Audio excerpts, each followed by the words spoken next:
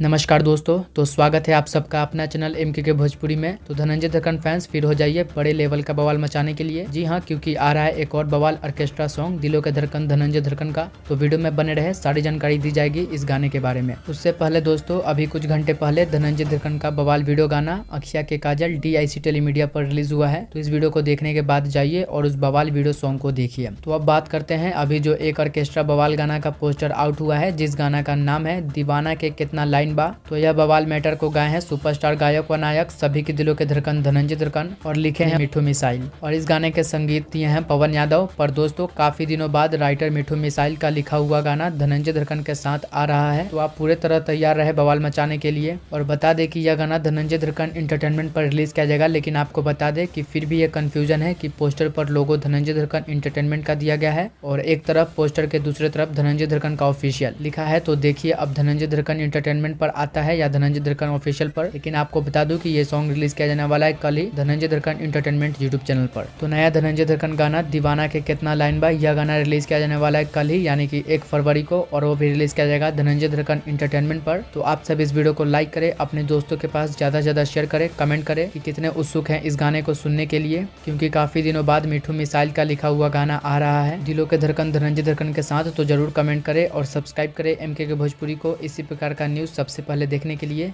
Jai Hind, Jai Bhojpuri.